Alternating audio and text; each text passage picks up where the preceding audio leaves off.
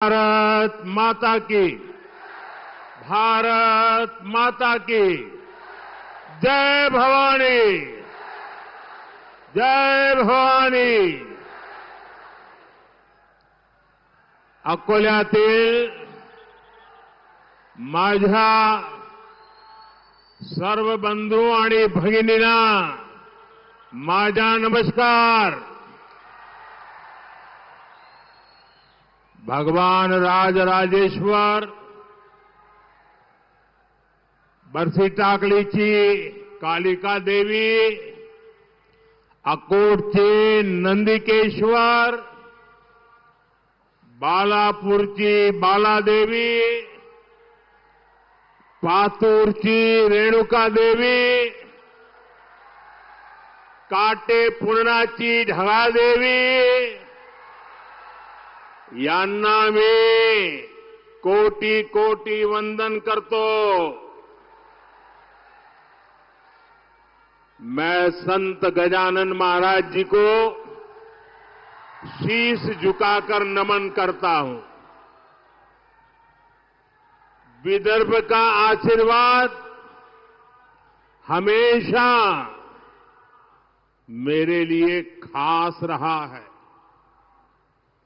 अब एक बार फिर मैं विधानसभा चुनाव में महायुति के लिए आपसे आशीर्वाद मांगने आया हूं।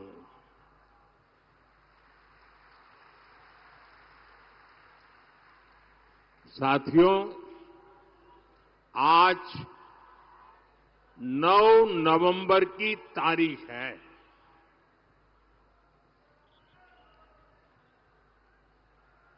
और ये 9 नवंबर की तारीख बहुत ही ऐतिहासिक तारीख है। आज के ही दिन 2019 में देश की सर्वोच्च अदालत ने राम मंदिर पर फैसला दिया था।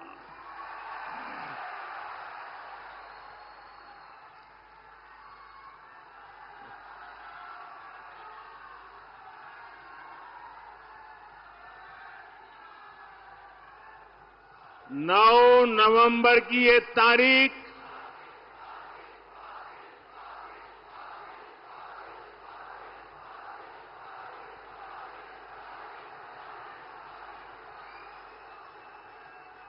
जय श्री राम।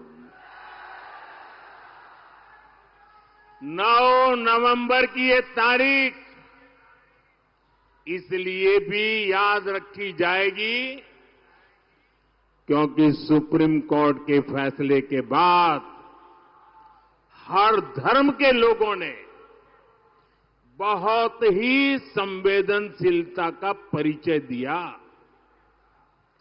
राष्ट्र प्रथम की यही भावना भारत की बहुत बड़ी ताकत है।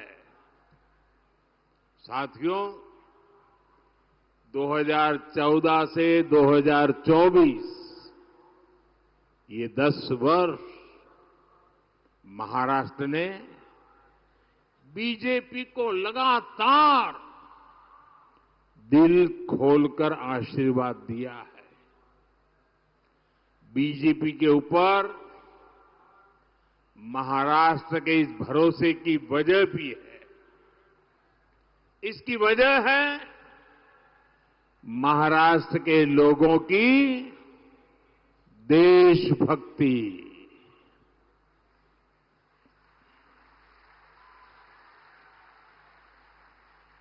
और महाराष्ट्र के लोगों की राजनीतिक समझ और महाराष्ट्र के लोगों की दूरदृष्टि।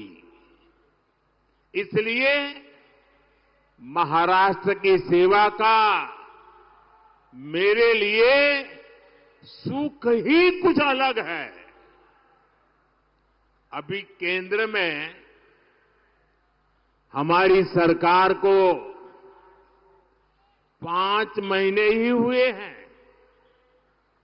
इन 5 महीनों में लाखों करोड़ रुपए की परियोजनाएं शुरू की गई है। इसमें बड़ी संख्या में महाराष्ट्र से जुड़े इंफ्रास्ट्रक्चर प्रोजेक्ट भी हैं। मैंने अभी कुछ ही समय पहले जिस वाढवण पोर्ट की आधारशिला रखी है, अकेले उसकी लागत ही करीब करीब 80,000 करोड़ रुपए है। और महाराष्ट्र में बनने वाला ये पोर्ट हिंदुस्तान का सबसे बड़ा पोर्ट बनने वाला है। आज हिंदुस्तान के सभी बंदरगाह की कुल ताकत जो है, उससे डबल ताकत अकेले ये महाराष्ट्र में वाढवण में बनने वाले नए बंदरगाह की होने वाली है। पिछले 2 कार्यकाल में मोदी ने गरीबों को 4 करोड़ पक्के घर बनाकर दिए हैं। आप बताएंगे कितने? कितने? जरा जोर से बोलिए। ये 4 करोड़ घर आंकड़ा बहुत बड़ा है।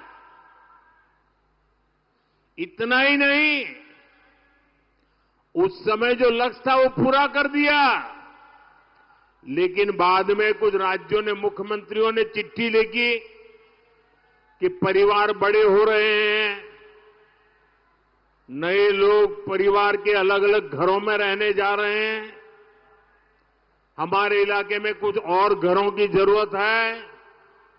हमने ये बात मान करके अब गरीबों के लिए 3 करोड़ नए घर बनाने शुरुआत कर दी है। और इससे महाराष्ट्र के भी लाखों गरीबों को पक्के घर का सपना पूरा होगा। अब आप मुझे बताइए, ये जिन लोगों को पक्के घर मिल रहे हैं, वो आशीर्वाद देंगे कि नहीं देंगे? जरा बोलिए ना, आशीर्वाद देंगे कि नहीं देंगे? ये पवित्र काम करने से पुण्य मिलता है कि नहीं मिलता है? ये पुण्य किसको मिलेगा? ये पुण्य किसको मिलेगा? अरे पूरी ताकत से बताओ भाई, पुण्य किसको मिलेगा?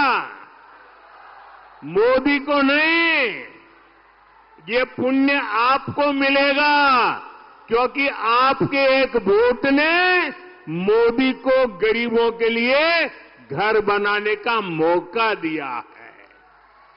और इसलिए पुण्य के अधिकारी आप हैं। अच्छा, मेरा एक काम करोगे? अकोला के लोग जरा पूरी ताकत से बताओ, मेरा एक काम करोगे? शाबाश, बड़ा जोर है भाई।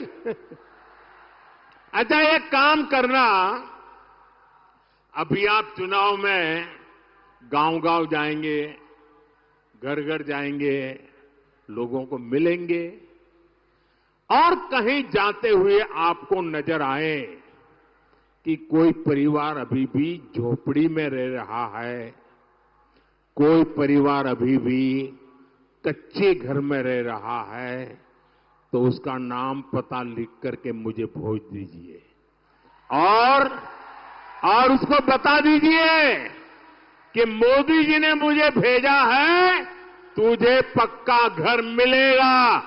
ये वादा करके आओगे मेरी तरफ से? देखिए, मेरे लिए आप ही मोदी हैं, तो वादा कर दोगे? आप वादा करके आइए, मैं वादा पूरा कर दूंगा।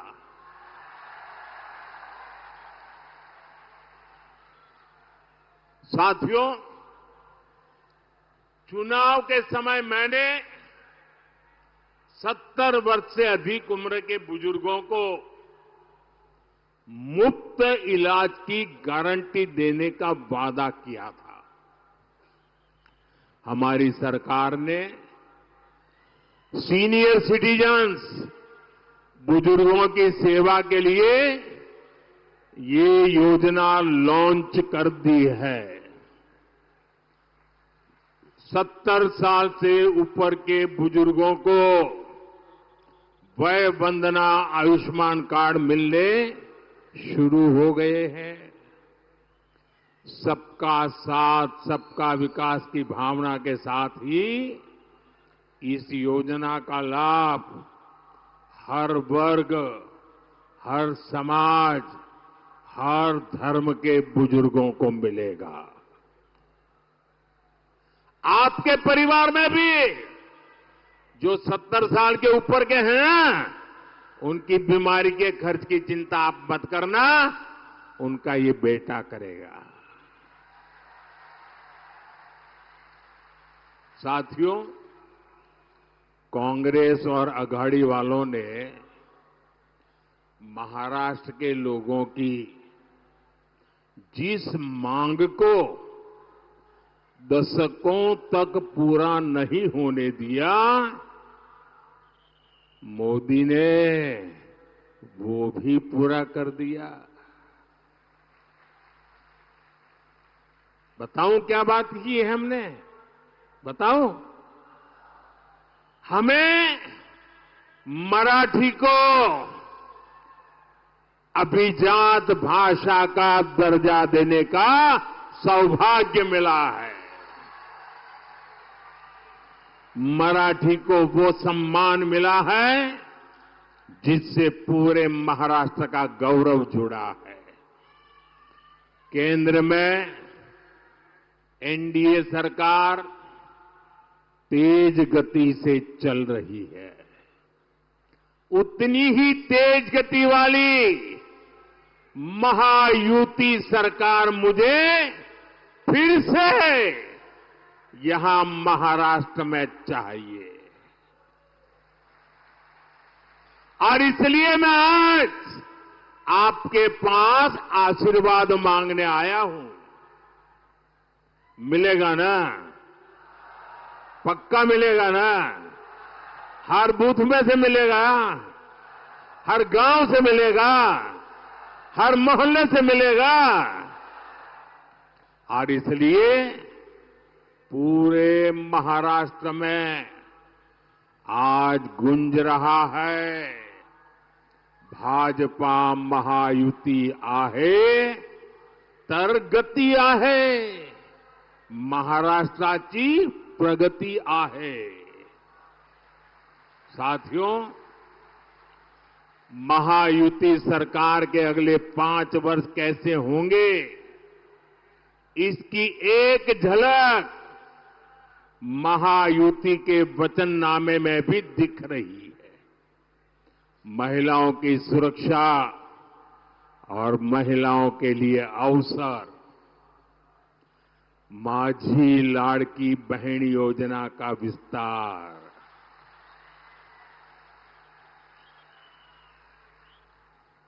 माझी लाड़की बहना इथे आली आहेत ना? युवाओं के लाखों रोजगार, विकास के बड़े बड़े काम महायुति सरकार महाराष्ट्र के विकास को डबल स्पीड से आगे बढ़ाएगी। यानी स्वाभिमानी युवा, शिक्षण, रोजगार, महायुतीचे सरकार करील स्वप्न साकार। साथियों, महायुति के घोषणा पत्र के बीच महाअघाड़ी वालों का घोटाला पत्र भी आया है। अब तो पूरा देश जानता है, महाअघाड़ी यानी भ्रष्टाचार, महाअघाड़ी यानी हजारों करोड़ के घोटाले, महाअगाड़ी यानी पैसों की उगाही, महाअगाड़ी यानी टोकन मनी, महाअगाड़ी यानी ट्रांसफर पोस्टिंग का धंधा। मैं महाअगाड़ी की घटक कांग्रेस का एक उदाहरण आपको देता हूं। जहां कांग्रेस सरकार बन जाती है, वो राज्य कांग्रेस के शाही परिवार का एटीएम बन जाता है। एटीएम पता है ना, लोग उसमें से पैसे निकालते हैं, एटीएम। ये कांग्रेस का एटीएम बन जाता है, शाही परिवार का एटीएम बन जाता है। इन दिनों हिमाचल, तेलंगाना और कर्नाटका जैसे राज्य ये कांग्रेस के शाही परिवार के एटीएम बन गए हैं, एटीएम। लोग बता रहे हैं कि इन दिनों महाराष्ट्र में चुनाव के नाम पर कर्नाटका में वसूली डबल हो गई है। चुनाव महाराष्ट्र में, वसूली डबल हो रही है कर्नाटका में, तेलंगाना में।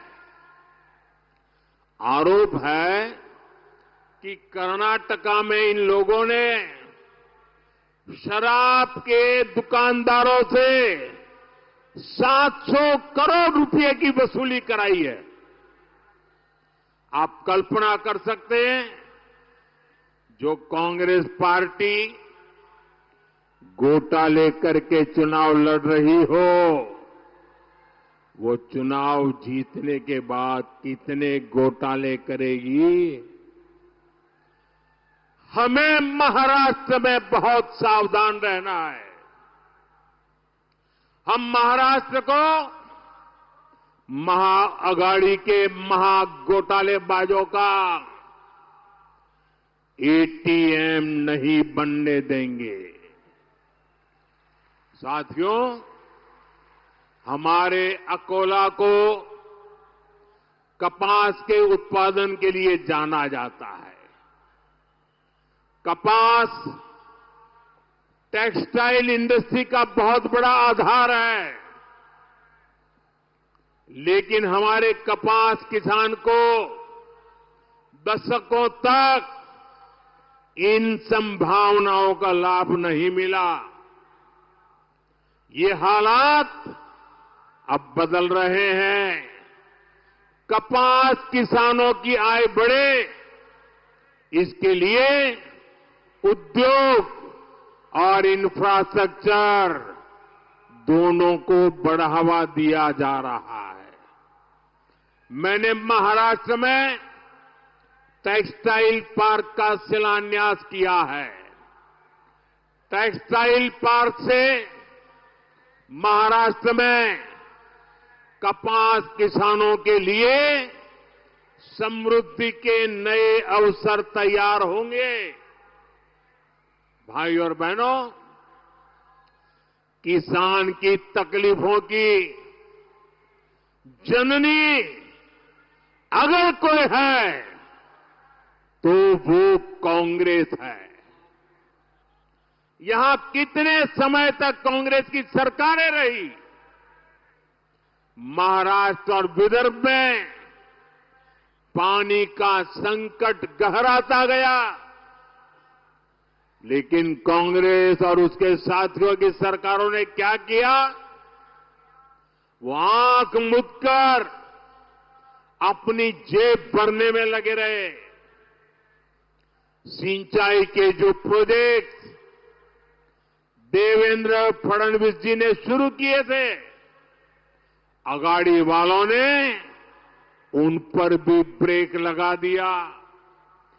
जब से महायुति सरकार महाराष्ट्र में आई है, सिंचाई से जुड़ी परियोजनाओं को फिर से गति मिली है। हमारी सरकार ने वैनगंगा, नलगंगा, पैनगंगा इन नदियों को लिंक करने की योजना को मंजूरी दी है। इस परियोजना से अमरावती, यवतमाल, अकोला, बुल्ढाना, वाशिम, नागपुर और वर्धा में पानी की कमी दूर होगी और इस पर करीब करीब 90,000 करोड़ रुपए खर्च होंगे। नदियां आपस में जुड़े, कहीं बाढ़ और कहीं सूखा, ये समस्या खत्म हो, इसके लिए हमारी सरकार ने हजारों करोड़ रुपए दिए हैं। इससे महाराष्ट्र के इस भाग में पानी की समस्या दूर होगी और उत्पादन बेहतर होगा। हम किसानों को कम पानी का उपयोग कर सिंचाई करने के लिए भी प्रेरित कर रहे हैं। पीएम कृषि सिंचाई योजना के तहत महाराष्ट्र में सूक्ष्म सिंचाई कवरेज को 10 लाख हेक्टेयर तक बढ़ाया गया है, जिसका मकसद है पर ड्रॉप मोर क्रॉप। साथियों, हमारा संकल्प है किसान खुद इतना सशक्त हो कि वो देश की प्रगति का नायक बनकर उभरे।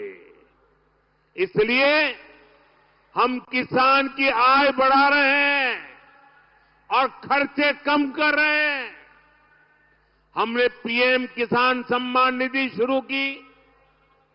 महायुति सरकार ने उसमें अपना भी सहयोग किया। इसका परिणाम है कि महाराष्ट्र के किसानों को सालाना 12,000 रुपये मिल रहे हैं। कपास और सोयाबीन किसान को अलग से 5-5 हजार रुपये अतिरिक्त दिए जा रहे हैं। हम किसानों को फसल के नुकसान से बचाने के लिए फसल बीमा योजना लेकर आए हैं। अगले 5 वर्षों में इन नीतियों का और व्यापक असर दिखेगा। साथियों, कांग्रेस पार्टी जानती है देश जितना कमजोर होगा, कांग्रेस उतनी मजबूत होगी और जब कांग्रेस मजबूत होगी तो देश मजबूर हो जाएगा। इसलिए कांग्रेस क्या करती है, पिछले 75 साल का इतिहास देख लीजिए, उनके तौर तरीके, उसके सबूत ढूंढने के लिए कहीं जाने की जरूरत नहीं है, अगल बगल में मिल जाएंगे। कांग्रेस क्या करती है, अलग अलग जातियों को लड़ाना, यही कांग्रेस की फितरत है। आजादी के बाद से ही कांग्रेस ने कभी शेड्यूल कास्ट समाज को, हमारे दलित समाज को, हमारे एससी समाज को एकजुट नहीं होने दिया। कांग्रेस ने हमारे जनजातीय समूह, हमारे आदिवासी समाज, हमारे एसटी समाज को भी अलग अलग जातियों में बांट कर रखा। कांग्रेस ने ओबीसी नाम सुनते ही कांग्रेस चिढ़ जाती है और ओबीसी समाज की भी अलग से पहचान न बने, इसलिए कांग्रेस ने भांति भांति के खेल खेले हैं। कांग्रेस चाहती है एससी समाज की अलग अलग जातियां आपस में ही लड़ती रहे, झगड़ा करती रहे। वो जानती है एससी समाज की अलग अलग जातियां आपस में झगड़ती रहेगी तो उनकी आवाज बिखर जाएगी, उनका वोट बिखर जाएगा और ऐसा होते ही कांग्रेस के लिए सरकार में आने का रास्ता बन जाएगा। इसलिए यहां चर्मकार जाति को कांग्रेस मांग जाति से लड़ाना चाहती है। कांग्रेस मातंग को महार जाति से, बुरड़ जाति को वाल्मीकि जाति से, कैकाड़ी को खटीक जाति से और मोची जाति को कांग्रेस और जातियों से लड़ाना चाहती है। जब आप एससी के तौर पर एकजुट नहीं रहेंगे, अपनी ही अलग अलग जातियों में बंटकर झगड़ा करेंगे तो कांग्रेस इसका फायदा उठाएगी। कांग्रेस एससी समाज के अधिकार उनसे छीन लेगी, एससी को कमजोर करके सरकार बना लेगी। यही उसकी चाल है, यही उसका चरित्र है। इसलिए आपको कांग्रेस की इस खतरनाक साजिश से सावधान रहना है। आपको याद रखना है, एक है तो सेफ है, एक है तो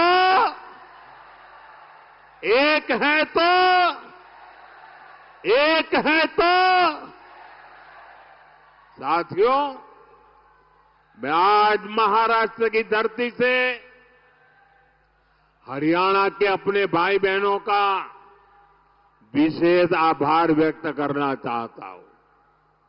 हरियाणा के लोगों ने सबसे पहले एक है तो सेफ है के मंत्र पर चलते हुए कांग्रेस की साजिश को नाकाम किया है। उन्होंने विधानसभा चुनाव में वहां कांग्रेस को धूल चटा दी और अभी एक महीने पहले ही हुआ है। वहां के लोग भूले नहीं हैं कि कैसे कांग्रेस सरकार के समय दलितों के खिलाफ बड़े बड़े दंगे हुए थे। उन दंगों में दलितों को बेरहमी से मारा गया था और कांग्रेस दलितों को मारने वालों के साथ, यही कांग्रेस और उसके साथियों का असली चेहरा है। साथियों, कांग्रेस ने बाबा साहब आंबेडकर के साथ जो किया, जो आज कर रही है, वो भी सबको जानना जरूरी है। नेहरू जी से लेकर आज तक कांग्रेस के शीर्ष परिवार ने बाबा साहब आंबेडकर को बार बार अपमानित किया है। कांग्रेस के समय बाबा साहब आंबेडकर के किसी भी बड़े काम का श्रेय कभी भी बाबा साहब को देने नहीं दिया। आज देखिए, जो बड़े बड़े डैम हैं, बड़ी बड़ी नदी जल परियोजनाएं हैं, इसमें सबसे बड़ी भूमिका जब बाबा साहब केंद्र में मंत्री थे, बाबा साहब आंबेडकर की रही। लेकिन इसका श्रेय बाबा साहब को नहीं, कांग्रेस के एक परिवार ने हड़प लिया, उनके ही नाम सब कर दिया।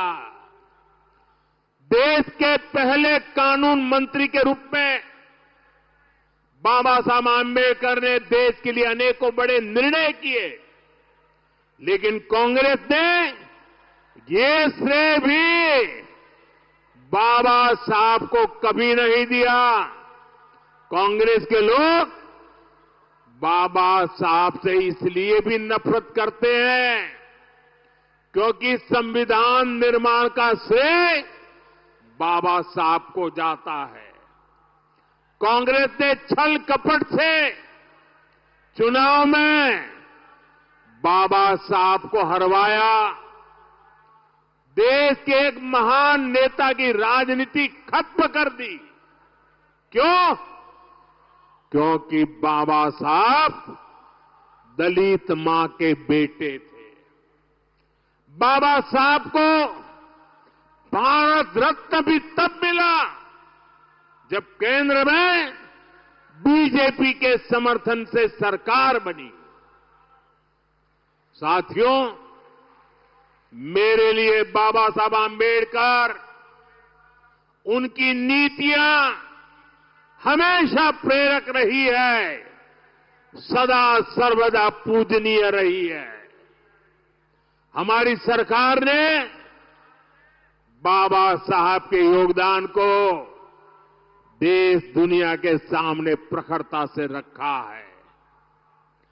देश विदेश में बाबा साहब जहां जहां रहे, हमने उन उत्थानों को, उन सभी स्थानों को पंच तीर्थ के रूप में विकसित किया है। महू में उनका जन्म स्थान, नागपुर में दीक्षा भूमि, मुंबई की चैत्य भूमि, दिल्ली में जहां उन्होंने अपना अंतिम समय बिताया, और लंदन में आंबेडकर मेमोरियल होम, ये पंचतीर्थ आने वाली पीढ़ियों को प्रेरित करते रहेंगे। और साथियों, मैं आज अकोला की धरती से इस शाही परिवार को चुनौती देता हूं। 75 साल हो गए, उनकी 4 पीढ़ियों ने देश पर राज किया है, लेकिन इस परिवार ने अगर इन पंच तीर्थों की मुलाकात की हो, बाबा साहब को श्रद्धांजलि दी हो, तो जरा देश के सामने रखें। ये मोदी है जो पंच तीर्थ पर जाकर के बाबा साहब को नमन करके आया है। अरे दिल्ली में बाबा साहब के तीर्थ पर ये शाही परिवार का एक भी सदस्य अब तक गया नहीं है। ये इनके कारनामे हैं। इतना ही नहीं,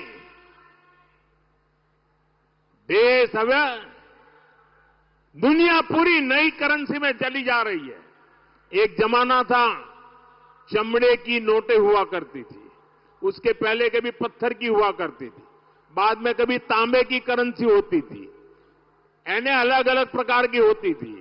फिर कागज की करेंसी आई, अब डिजिटल करेंसी चल रही है, यूपीआई। अपने मोबाइल से पेमेंट लो, मोबाइल से पैसे दो। आपको मालूम है हमने इसका नाम क्या रखा है? ये मोदी है, जिसकी बाबा साहब के प्रति श्रद्धा है, इसलिए उस पूरी करेंसी का नाम भीम यूपीआई रखा गया है, भीम यूपीआई। और भविष्य में जब भी 100% डिजिटल ट्रांजैक्शन हो जाएगा ना, हर बच्चा हर दिन भीम यूपीआई को याद करेगा, बाबा साहब को याद करेगा। ये काम मोदी ने कर दिया है। साथियों, इन दिनों पूरा देश एक और संवेदनशील विषय को लेकर चिंतित है। जम्मू कश्मीर विधानसभा में कांग्रेस और उसके साथियों ने आर्टिकल 370 को फिर से बहाल करने का प्रस्ताव पास किया है। आप मुझे बताइए, मैं आपसे पूछना चाहता हूं, क्या इस देश में फिर से जम्मू कश्मीर में 370 लागू होनी चाहिए? पूरी ताकत से बोलिए ताकि कांग्रेस वालों के कान फट जाए। क्या फिर से 370 लागू होनी चाहिए? क्या 370 को लागू होने देंगे? तो ये कौन लोग हैं जो फिर से 370 को लागू करना चाहते हैं? अलगाववादी इसकी मांग करते हैं या नहीं करते हैं? आतंकवादी संगठनों ने 370 हटाने का विरोध किया था कि नहीं किया था? पाकिस्तान 370 का रोना रोता है या नहीं रोता है? जितनी भारत विरोधी ताकत है, सब के सब 370 का समर्थन करते हैं। और वही कांग्रेस की भी भाषा बन गई है। कांग्रेस वही भाषा बोलती है। जम्मू कश्मीर में 370 फिर से लगाना यानी कश्मीर को फिर से हिंसा की आग में झोंकना। कश्मीर में 370 यानी राज्य में बाबा साहब आंबेडकर के संविधान को फिर से जम्मू कश्मीर से बाहर निकालना। ये जो लोग संविधान की किताबें और कोरे कागज की किताबें बांटते फिरते हैं ना, ये कैसे पापी लोग हैं मैं बताता हूं। और हम सब की आंखों में कितनी धूल झोंकी उन्होंने देशवासियों की आंखों में। बाबा साहब आंबेडकर के संविधान की बातें करते हैं। 75 साल तक इस देश में 2 संविधान चलते थे। एक जम्मू कश्मीर का संविधान अलग था और दूसरा देश में जम्मू कश्मीर के सिवाय बाबा साहब आंबेडकर वाला संविधान था। हम उनको पूछते थे, क्या बाबा साहब आंबेडकर का संविधान जम्मू कश्मीर में लगेगा कि नहीं लगेगा? इनके मुंह पे ताले लग जाते थे। ये हमारे संविधान के प्रति श्रद्धा थी, ये हमारी बाबा साहब के प्रति श्रद्धा थी। हमने 370 की दीवार को तोड़ दिया और बाबा साहब के संविधान को जम्मू कश्मीर में लागू कर दिया। और जब बाबा साहब का संविधान लागू हुआ न, तब जाकर के 370 हटने के बाद 75 साल के बाद पहली बार कश्मीर और जम्मू के दलितों को आरक्षण मिला। 75 साल तक नहीं मिला था। उनको संवैधानिक अधिकार नहीं मिले थे, पहली बार मिले। कांग्रेस फिर से कश्मीर को दशकों पीछे धकेलना चाहती। कांग्रेस जानती है इसी 370 की वजह से कश्मीरी हिंदुओं को अपना घर छोड़कर भागना पड़ा था। ये जम्मू कश्मीर के दलितों और पिछड़ों का अधिकार छीनना चाहती है और यहां महाराष्ट्र में आकर दलितों पिछड़ों से वोट भी मांग रहे हैं। साथियों, 20 नवंबर को महाराष्ट्र के साथ साथ आपको देश के भी भविष्य को दिशा देने का मौका मिलेगा। आपको विकास को चुनना है, आपको शांति को समर्थन देना है, आपको सुरक्षा को चुनना है। मेरा आग्रह है, आप महायुति के सभी उम्मीदवारों को भारी बहुमत से जिताइए। हम मिलकर समृद्ध महाराष्ट्र और विकसित भारत का सपना पूरा करेंगे। आप यहां इतनी बड़ी तादाद में आए और मैं देख रहा था, मैं यहां बोल रहा था, वहां पूरा एक भीड़ की भीड़ चली आ रही अभी भी। ये प्यार, ये आशीर्वाद। और मैंने कल 2 रैली देखी, आज तीसरी रैली देख रहा हूं। कोई सर्वे वर्वे काम नहीं आने वाला। ये विजय का विश्वास नजर आ रहा है।